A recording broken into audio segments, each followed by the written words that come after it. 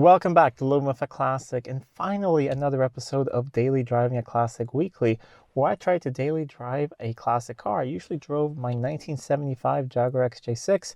However, circumstances meant that I had to take it off the road. It's using coolant, it's going into cylinder number 2, an issue somewhere in the block, either a drop liner or a crack in the block. However, I will not deal with that at the moment. I think pretty much sourced a replacement engine. I'm just going to go have a look at it once more, and if all that works out, I'm putting away money to do that, get the replacement engine, replace everything, and hopefully that will be my daily driver again. But until then, I want to continue the series, and that was the plan to do with this, which I'm in right now, which is my 1991 Daimler XJ40. It's basically a Jaguar XJ40 with all the extra goodies on it. And if you're new to my channel and you haven't been following along, I'll put a link to a playlist down below. You can check out the previous videos on this car, because actually pretty much today marks a year ago since I got this thing. It was about a couple days ago now, but I've owned this thing for a year now, and I thought, it's finally now on the road again. It's had some issues. It's broken down a couple times. It's actually got to be towed to my house as well. But now I finally have the new tires for it as well, and I've been using it as a daily driver now for the past week. And it's just after work now on a Friday, and I thought, I'm going to go for a little bit of a drive in it. I have a few errands to run, so I thought you guys would join me. Let's see how it fires up now. No problems at all. I think the issue with the fuel pressure has hopefully been solved with the fuel pressure regulator. It feels like it has been running nicer than before. It is definitely peppier, and it's definitely very, very smooth. The XJ40 is a very, very nice car to drive, and when one of these is running well, you can hardly even tell that the engine is running. If you're at a stoplight or anything like that, you cannot tell that the engine is running. That's how smooth it is. And this one has not been like that before. There was always a slight shimmy, a slight shake that I couldn't get rid of. But now, ever since replacing that fuel pressure regulator, this thing is so smooth. Even sitting in drive, at a stoplight, I can't feel that the engine is on. You can only tell that, that the tachometer is on there. And especially when you have it in park and there's no load on it, you cannot tell that the engine is running. It's absolutely fantastic. But, this is still a project car. Even a year later of getting this thing, it's still a project. If you don't remember back from a year ago, basically I found this car pretty locally to me, or it found me. The owner called me up after they got my name and number from a local Jag specialist who she contacted about selling this old Daimler. And they said that they were not really interested at the moment, but that they knew someone that probably would be. And that's because I mentioned to them a couple times that if you ever find a pretty nice XJ40 for sale, I would probably be interested. And at that time, I had just sold my then daily driver, which was a 1999 Jaguar S-Type. Brilliant car. It was a great car to have. It wasn't that great for this channel, and I felt like I wanted to have something a little bit more classic. And I had it for 6 months. It was a great car. I wanted to move on to something else. So this thing came up. I went and had a look at it, and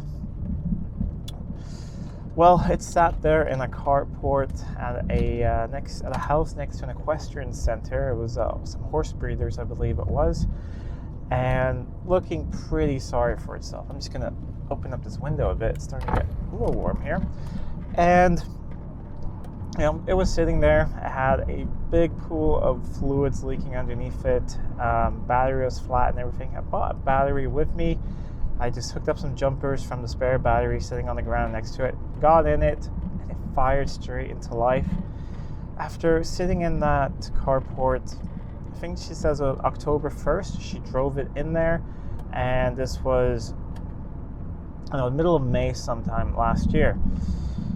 So I made a very low offer on the car just because I didn't really have a possibility to test drive it at the moment, and I thought, let's see what happens. She came back with a counter offer, which was just a couple $100 off, so we were pretty close. And I said, yeah, sold. But the only thing I said that I need to when I go and have a look at it, I need to basically just drive around the block and make sure that it's, you know, pretty all right, because I can drive it home. So the first owner, well, actually, it's pretty much just had one owner the whole time. It's just that sometimes it was owned by the owner, sometimes it was owned by a relative of his, and sometimes it was owned by his company. He's a lawyer. But basically the same family from new. And from what I've understood from all the service documents and everything, and I mean, this is a little bit of speculation, but from what I've understood, also from a lot of letters and things I found, because the glove box was jammed shut when I got the car, but after fiddling with it a bit, I got it to open up, and I found a ton of documentation. This thing has full service history and every single paper from new in there. He bought it new in Stockholm, and he also lived part-time of the year in Monaco. So pretty well off guy. And what I realized is that he drove from Monaco to Sweden or there and back in this car. That's why it got quite a lot of miles in the first couple of years of use, because I don't know what it was, if he didn't like to fly or anything, or if he just enjoyed driving a Daimler, but that is really what he did. So he drove from Stockholm down to the south of France and to Monaco in this thing. And, you know, back when this was new, this was quite a luxurious car. So it did depreciate quite a bit, and I picked it up for $1,800 a year ago. And I have, of course, put some money into it. I haven't tallied up for once exactly what I put into it, because I don't feel like I'm done with this one so far. It is a continuous project, this one. There always seems to be something you have to do with it. However, it has also left me stranded twice on the highway, which has meant that I have been very close to feeling like I should sell this thing a couple times. You know, being stranded twice on the highway in the same spot a couple months apart is quite annoying, and also quite expensive having to get towed home. Let's pull onto this main road here, and you can see how it sort of accelerates up to speed. It's not going to be, you know, full throttle or anything, but I'll put my foot down just a little bit. And, you know, it shifts very nicely. It doesn't hold the gears very long unless you're in sports mode, but that's not what this car is really about. Sorry, there's a little bit of wind noise, but I gotta have this open because it has non-functioning air conditioning, but that's something I do want to have a look at. And there we are up to speed.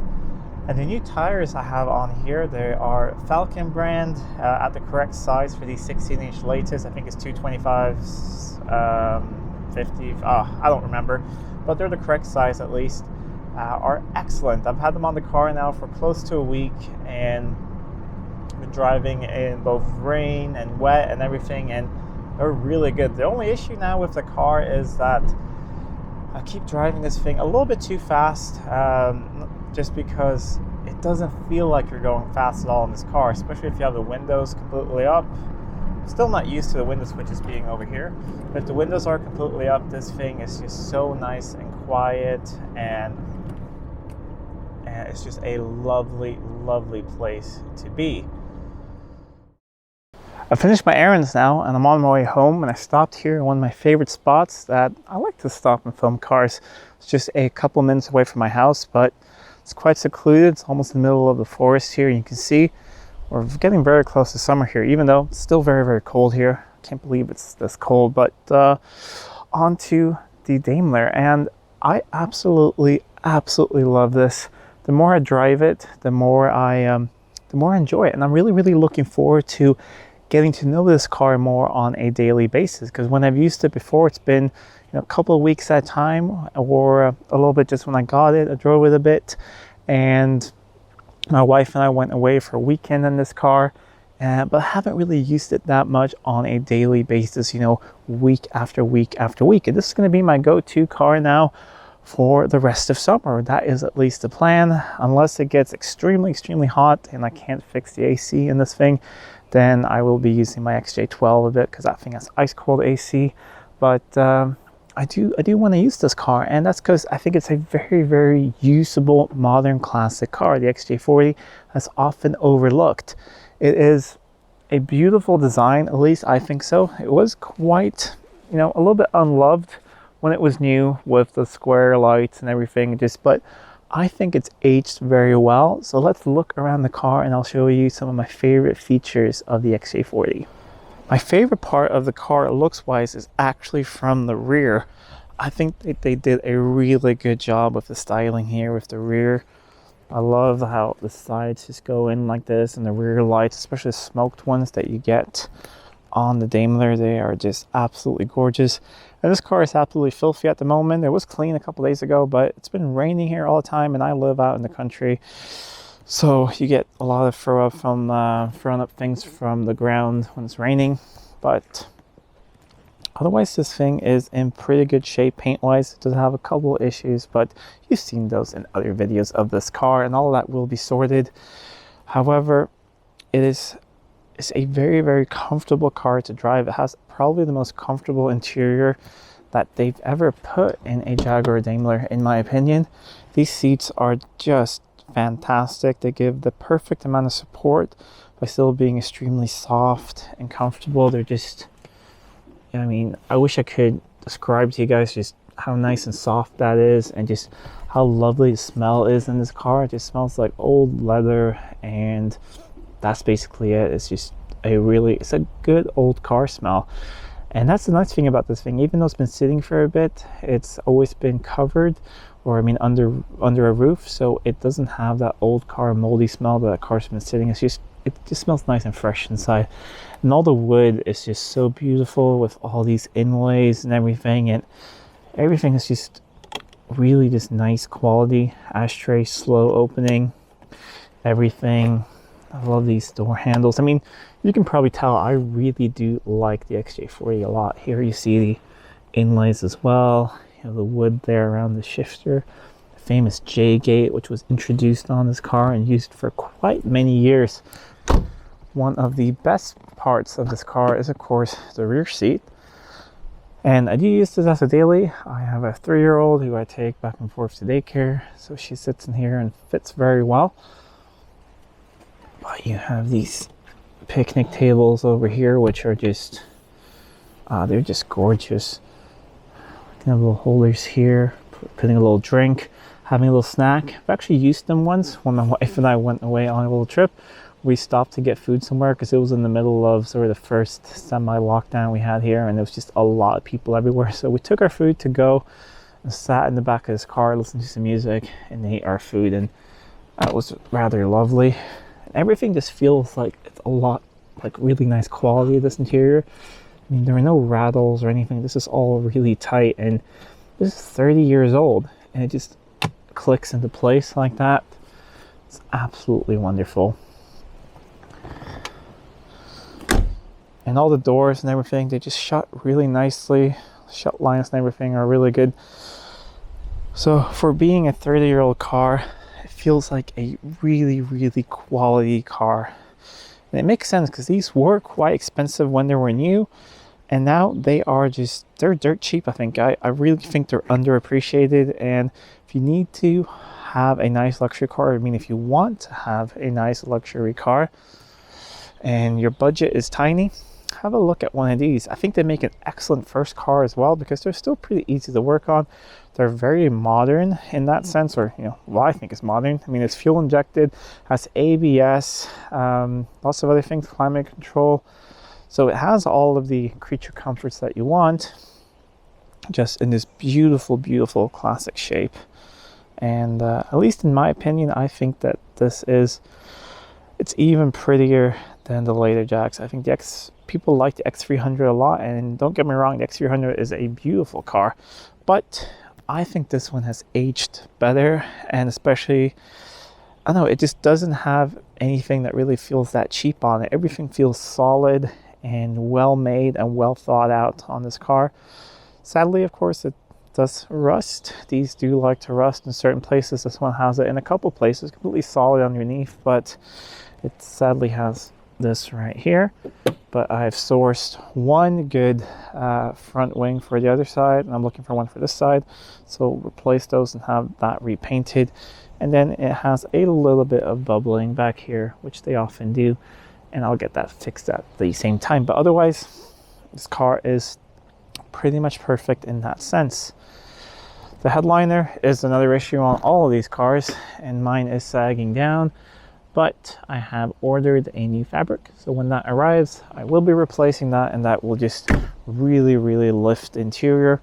And when that is done, I will also have a look here at the seats. I'm not going to recolor it totally, but I will just use a little bit of a pigmented cream just to get some of those marks out. This is just basically where some of the pigmentations have gone away.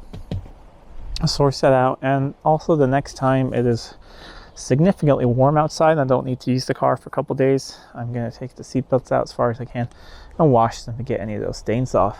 And then I think this will be a very, very presentable car, which is a nice modern classic that I think you can actually use every day, but you'll have to follow along to see if that is actually possible. So yes, this car has left me stranded twice, but you gotta think this is a pretty complicated car, which is 30 years old. And I think anything that is pretty complicated, 30 years old, was quite expensive when it was new, has a lot of features, and has been pretty much unused for the last 10 years. Of course, things can happen, things can break when I actually try to use it. And it hasn't been, anything majorly catastrophic. It's usually been, a sensor or a regulator or something that's been an issue. Then, of course, I've had to get it towed home. And then I've been able to source the parts very easily. Parts are pretty easy to get for these. There are certain things which are difficult to get, but there's a good market for used parts for the XJ40. And the XJ40 community is really, really fantastic. People are really nice to each other, really encouraging. There's a registry for all these cars, and I think people are finally starting to appreciate that the XJ40, it's not the mistake that happened after the XJ6 Series 3 before the X300. It is just actually, in my opinion, one of the best cars that Jaguar has ever made. When you have one that is sorted and that is nice, it is a beautiful, sublime ride. And there are still things I do want to fix on this. You might have heard a slight knocking up front. That is the top shock mounts. Those are on order. As soon as they arrive and I have a little spare time, I will replace those as well. And with those sort of refinement things replaced and some of the panels on the outside sorted, I think this will be a very, very nice and sorted car that anyone will have a look at and think that, that is a old, nice, quality automobile. But I have noticed one thing. The difference between daily driving this and daily driving my 1975 XJ6 is that when you drive the old XJ6, everyone looks at you wherever you go. Stop at a gas station, people take pictures of you. If you park anywhere, you get those Instagrammers who post pictures of cars. They all come up and take pictures and ask you questions. However, with this one, no one notices you. No one really sees. The only people that notice you are people sort of in their 50s and 60s. You can sometimes see, an older lady or something smile at you or give you a thumbs up as you drive by. At least I think she's giving me a thumbs up for the car. It could be just me, I don't know.